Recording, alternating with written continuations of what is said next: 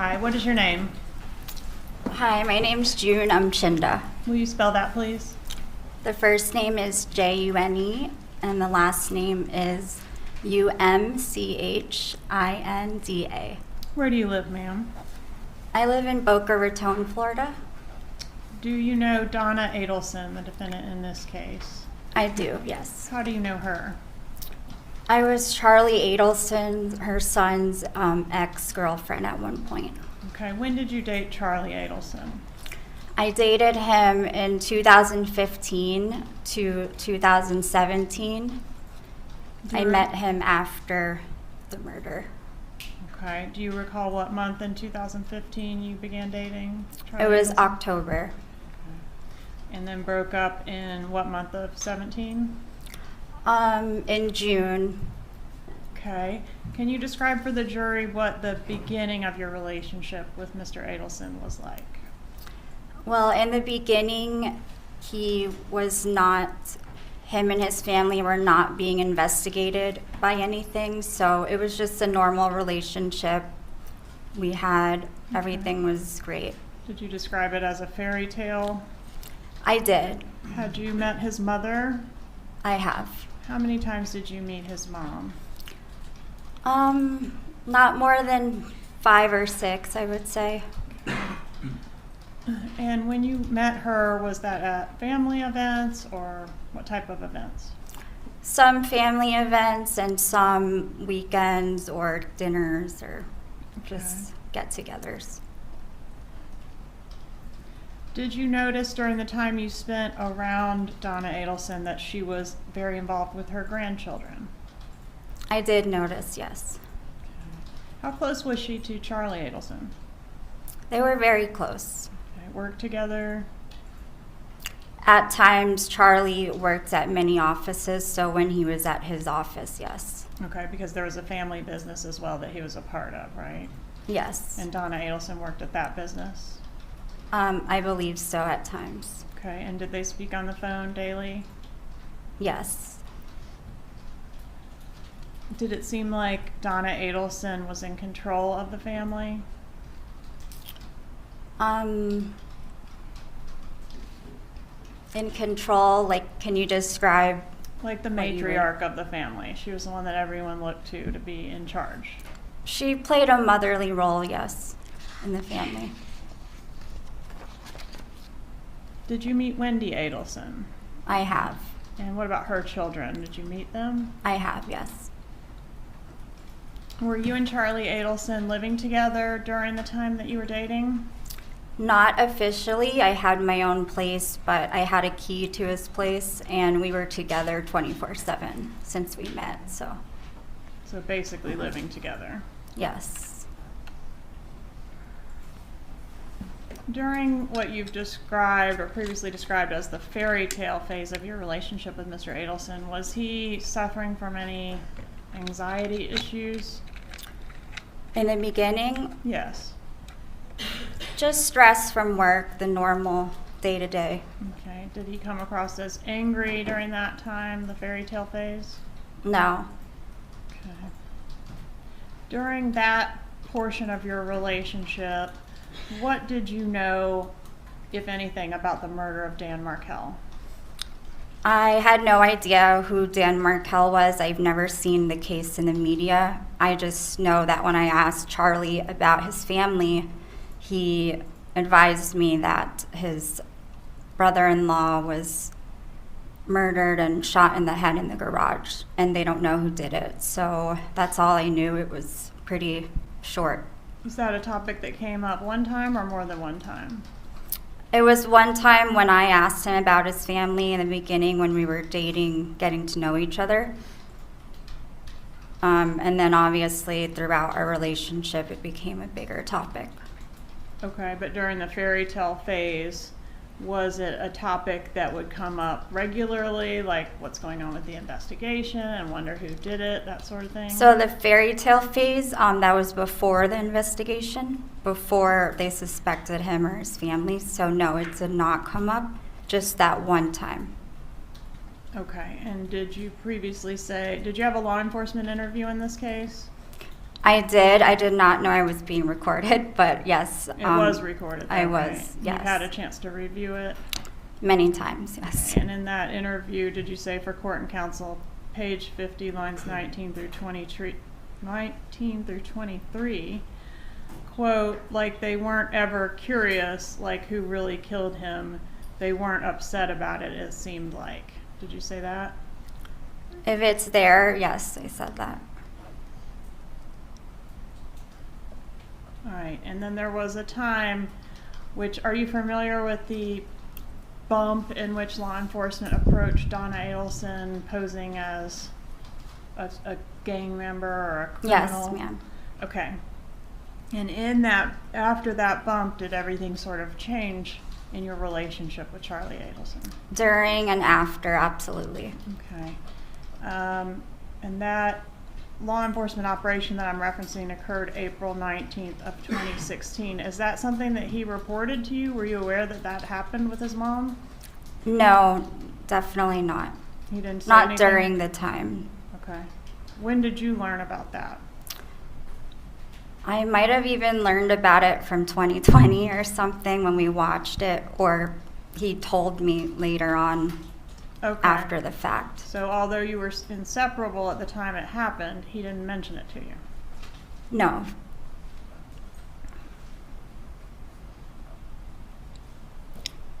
In what ways did Charlie Adelson's behavior begin to change around that time? Around that time, I noticed he wasn't sleeping. He was up in the middle of the night. He was very extra stressed and anxious, worried, depressed. Overall, he became depressed over time. Right. And at some point, I guess you learned through the media that Charlie was under investigation for potentially having a role in the murder of Dan Markel. Is that right? I learned from a reporter that thought I was Katie that came to the house, yes. And do you know around what time that was? I believe it was like May or June when Luis Rivera got arrested around that time. Okay. And once you learned... Or I'm sorry, Luis. You did learn some things from the media about this case. Was there something that stood out to you about how the hitmen said they were paid? I did read the affidavit and everything, which said Luis or somebody mentioned they were paid in staples, like bundles of cash with staples. And why did that stand out to you? Because I noticed that Charlie stapled his money, or he had money that was stapled. Okay, so you had seen that in his residence before? Right after I read that, so after I you- found out that the money was stapled. After you found out the money was stapled, you saw the stapled money? Or no, sorry, let me think. I can't remember the exact moment, but I know when I saw the money, a red flag came up, and I was like, after the fact that I saw it, I was thinking, oh, I think Luis said he got paid in some stapled cash, and I mentioned to Charlie that he should just put a paper clip in it. Instead, we talked about the staples, so. Okay, but you had seen, before learning that the hitmen were paid in stapled money, had you not seen stapled money in Charlie Adelson's residence? Before the hitmen were paid? Yeah. I didn't know Charlie back then when the hitmen were paid. I'm sorry. Yes, before you learned that the hitmen were paid in stapled money, which you learned from the media, you had seen stapled money in Charlie Adelson's residence. It was after, because when I saw it, I was thinking to myself, that's strange, the staples, and then it clicked. So it was after I saw. After you saw the article or the TV broadcast, you then observed it. After I found out. And that's when yes. it clicked. Yes. Okay. And the stapled money that you saw was $100 bills stapled into $1,000 bundles. Is that right? Yes. And there was quite a few of them that you saw, right? Right. Okay.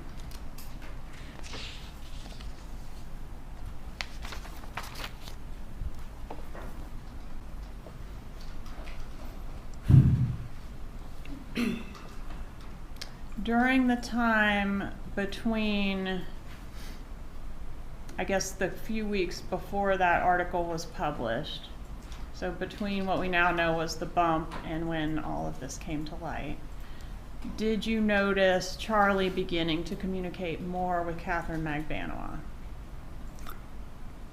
I believe I saw like a message from her, or they were on the phone once or something like that. I asked him about it. Okay, did you previously in your law enforcement interview indicate that you saw him going back and forth with Katie on the calls, like, and I said, oh, why do you guys talk so much? You remember that? I do. So I was referring to the episode where it shows him and Katie going back and forth on the calls. And then I told Charlie and said, like, you've never talked to me like that. So I was wondering why he talked so much to her. Isn't it true that you noticed him talking to her at odd hours prior to the media broadcast? No, that was all in regards to the episode that I saw, that they showed him talking to her at odd hours. You don't remember telling law enforcement that it was weird because he didn't wake up early, and you saw that there were on the phone the times that they were talking, and it was like 7 or 8, and you thought, oh, that's odd. No, I did say that, but that was in the episode. I told Charlie that I thought it was odd because we don't talk that way, and he said we live together, so. Okay. Have you described him as being paranoid during this time frame? Yes. Okay. And did he talk to you during this time frame about believing his phone was being tapped? Yes, a lot. Had you ever met Katherine Magbanu? I met her briefly. She worked at her front desk dermatologist office that I went to. So before I knew Charlie, I met her there. And was, at the time that the law enforcement operation occurred, the time frame we're talking about, was Katie his most recent ex-girlfriend? No. Who was the most recent ex-girlfriend? Before me, it was someone named Whitney Kick. Okay, so she was in between you and Katherine Magbanu. Yes. Did you ever know of Katherine Magbanu working for Charlie Adelson or the Adelson Institute? No.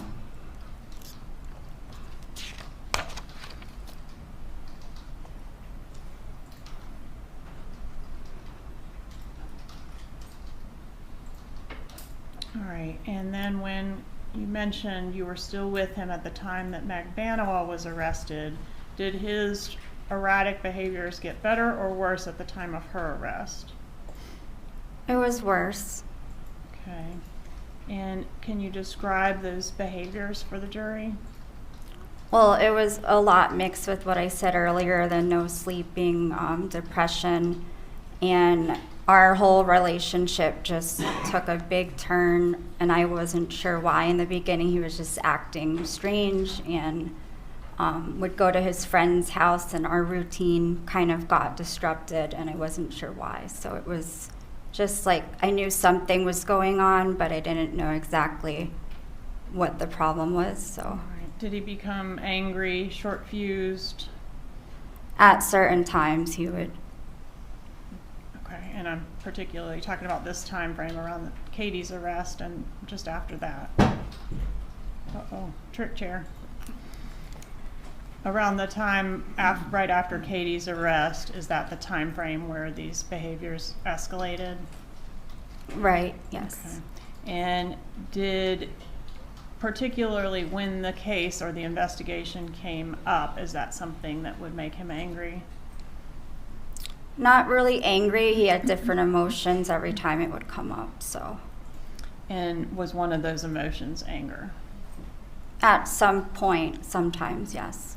And did you say he would get really red and screaming and take random walks, just acting like a crazy person? He would at times, yes. Did he get a second phone and maybe a third phone during that time? I saw one more phone that he got, and then it disappeared, so it was just a short period of time he had another phone.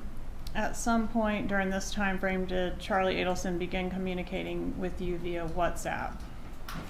He did actually when he went to Asia, because it's like, I guess you can talk to anyone in the country on WhatsApp, so he thought it was easier that we spoke there. Was he only communicating with you via WhatsApp when he was in Asia, or did he do it when he came back? We just developed the habit after he got back. We just spoke on there all the time. Do you know if he was communicating with Magbanu via WhatsApp? I don't know. Did he start keeping a bag of clothes by his bed around this time? I saw him keep a change of clothes one time or a few times, yes. Did he sleep with a gun around this time? He always has guns around because he has his license to carry, so he didn't physically sleep with the gun, but he has one in his nightstand and all over the place. So. What about Wendy Adelson? Did you notice an issue between Charlie Adelson and Wendy Adelson during this time frame? I wasn't too involved with them, but I did notice one time they got into an argument. All right, and did he tell you it was a fight about this case? He just said that it was something about the case, yes. Okay, do you remember exactly when that was? Not exactly. I don't know if I should guess or not. But. No, please don't. Okay. So, was there a time frame where Wendy and Charlie were not speaking because of some type of a disagreement about this case? Yes. What about Donna Adelson? Did her behavior change at all around this time frame that we're talking about? So I wasn't around her a lot, but when I did see her, yes, she was upset. Okay, and did you describe her as a mess? Yes, if it's there, yes. What does a mess mean? Just like mentally upset and physically drained, or not their usual self. All right, was she crying when you saw her? At a point in time, yes. And did Charlie Adelson advise you that she was taking painkillers for stress during that time frame? Yes. And was there a time when you were on the balcony of Donna Adelson's residence and she made a statement to you about Dan Markel? We were speaking about Dan because the case was such a big thing at that time, yes. Okay, and what was the statement she made? Well, her life was crumbling down in her family's life, so she said everything felt like Dan was haunting her from the grave, or them, I don't know. Whatever it says there. She feels like Dan's back from the grave, like haunting her or something. In reference to that, yes. Yeah. No further questions? Cross-examination. Judge, may I ask one more question on this? Go ahead.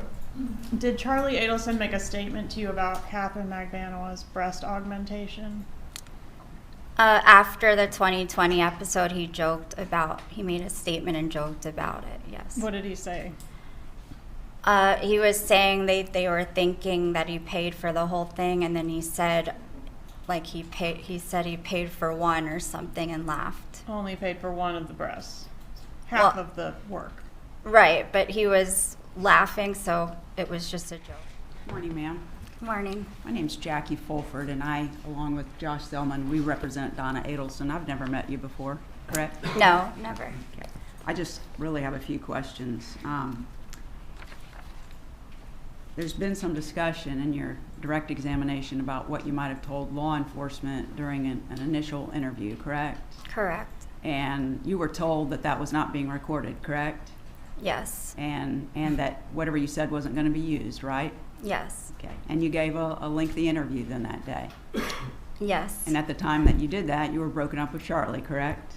We were going through a horrible breakup at that time, yes. Okay.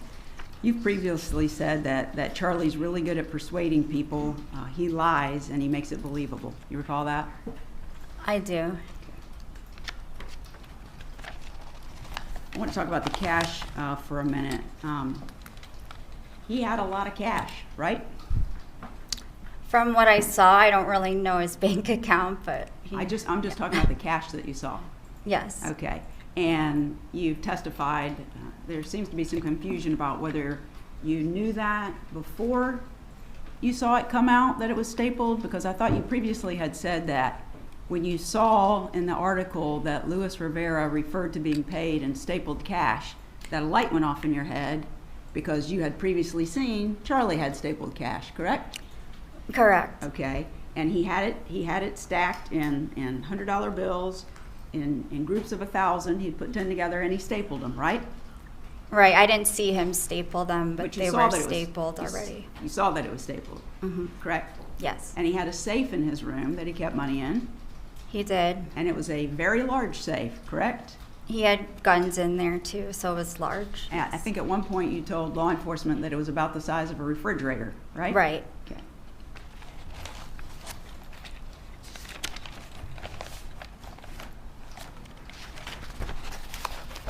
So you did an initial interview, you've been deposed, you testified in Katherine Magbanu's trial and in Charlie's trial, right?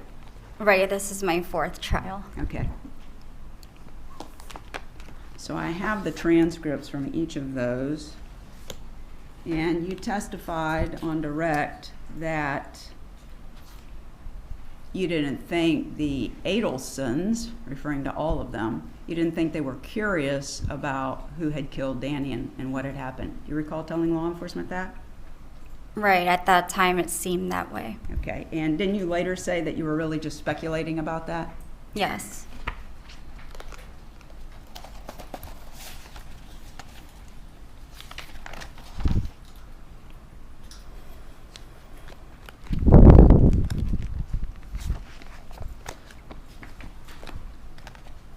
When you testified, let's see, when you testified in Katie Magbanu's second trial, referring to this statement about attributing to Donna that she said those words about Danny coming back from the grave and haunting her, in Katie's second trial, you actually kind of came off of that, didn't you?